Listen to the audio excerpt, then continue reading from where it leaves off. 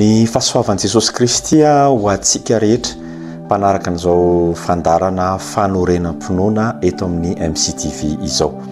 Pasteur Andranto Mahena no iraky ny tompo izay zarany hafatra ary tena saiko manokana ianao manaraka an'ity vidéo ity mba anana minitra vitsy andraisanao fampaherezana, fampiorenana ary indrindra ten'Andriamanitra mitahiry atsika mba hitoetra tsara ary andresy ihany koa ao anatin'izao fiainana miaraka amin'ny Kristy tompo izao.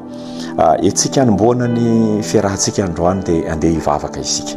Hivavaka isika raha eo mankasitraka amin'ny anaran'i Jesosy misaotra ny amin'ny fahasoavana sy ny fitiavanao mbola ahafahanay mandray ny afatra ao amin'ity an'ity mitenena araka ny fombanao ary matoko ny fanahinao masina izay mba hibitsika anay kana ho an'ny fizarana na ho an'ny fandraisana ny teny dia samy andrea ny afatrao izay tsiraray avy. Misaotra Jesosy. Amen. Ry havana malala ao amin'ny tompo ao anaty ady sanandro isika ary any amin'ny bokin'ny Jobany ary moa toko fahafito dia milaza hoe mova ozy izy tsy mpiantafika ny zanak'olombelona, zany hoe rehefa miresaka hoe tafika dia misy ady eo. Ary na ianao manaraka ary androany dia mety atsapa fa ianao le ao anatina ady. Ary ny fiainantsika kristianina koa nefa dia faly milaza aminao fa tsy laozana ady. Raha fiainana kristianina tsy misy ady dia mampametram-panontaniana fa tsy le fisian'ny ady no olana fa ny zava-dehibe dia ny toe-pontsika miatrika ny adyntsika tsiraray avy.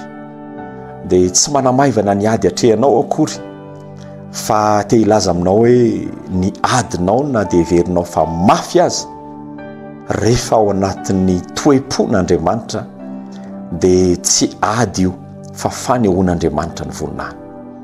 Ny zavatra tsara ho fantatra inona ny sitrapon'Andriamanitra.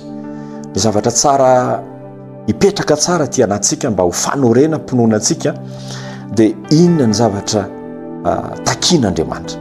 Petera voalohany toko faha-4 dia raha isika ny andiny voalohany dia mivaky toy izao: koa satria niaritra tamin'ny nofo Kristy dia alao mba ho fiadinareo koa izany saina izany, fa izay niaritra tamin'ny nofo dia efa afaka amin'ny ota, mba tsy andaninareo ny andro sisa iainanareo amin'ny nofo araka ny filanin'ny olona intsony fa araka ny sitrapon'Andriamanitra.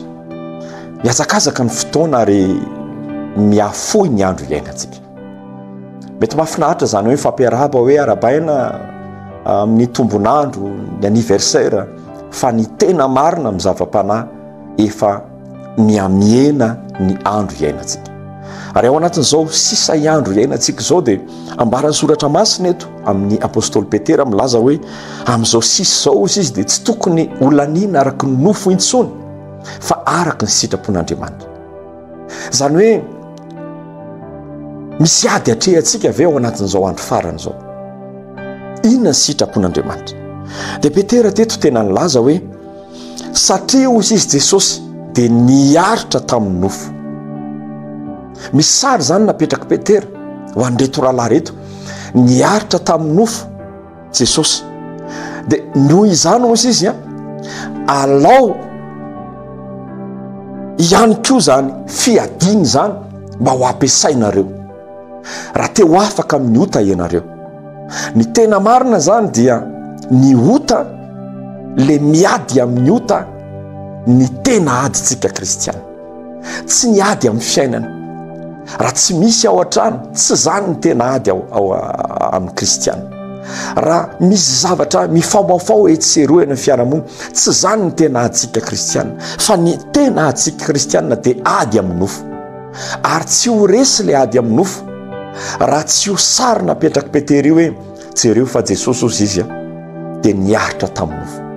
Ny fiaretan'i Jesosy ny nofo ny teo amin'ny andro fijaliana, ino no lalana fahatsika mandresy amin'ny ady amin'ny nofo, amin'ny ota maro isan-karazany. Ry havana malala, na mandresy amin'ny resaka materialy ary tsika na mandresy amin'ny resaka laza azy voninahitra azy tsika kanefa tsy resitsika ny ota midy ho antsika ny fiainana mandrakizay. Noho izany nambarany Petera teto etỳ am-pamaranana dia zao hoe mpanjino ange Jesosy dia izay lalana nalehan Jesosy andao alehantsika. Raha niaritra tamin'ny nofo izy be dia be ny zavatra azony Jesosy atao tamin'ny nofony, afaka nanohitra izy, afaka nanao izay tiany atao amin'ny Andriamanitra azy izy, fa niaretany izany. Isika koa be dia be ny zavatra mamatotra ny nofontsika ane, mahatonga ota misy avonavona ao anaty ao, misy fitiavana ndrendrandrendrana zao tontolo zao, misy fitiavan-karena, fitiavam-bola, mety misy karazany zavatra be dia be mamatotra antsika, mety endrika ota avokoa zany.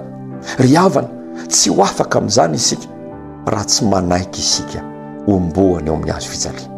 Galatiana 5:5-7 am-pamaranana azy dia hoy ny voasoratra fa izay any Kristy Jesosy dia efa nanombo ny nofo mba mifaniriny sy ny filana teo amin'ny hazo fijaliana. Amarana androany ny hazo fijaliana ombohana ny nofontsika. Rehefa maty ny nofontsika dia misandratra ny fanahintsika mandresy amin'ny zavatra rehetritsika. Ninina adinao rehefa salama ny fanahinao dia salama sy ambinina amin'ny zavatra rehetra ianao. Dia raina Jesosy Pasteur Nantomahinina avy amin'ny fiangonana Fanasy Fiainana mizaran'izany afatra izany manome fotoana antsika amin'ny manaraka indray eto amin'ny fanorenam-ponoana MCTV. Fiadanana.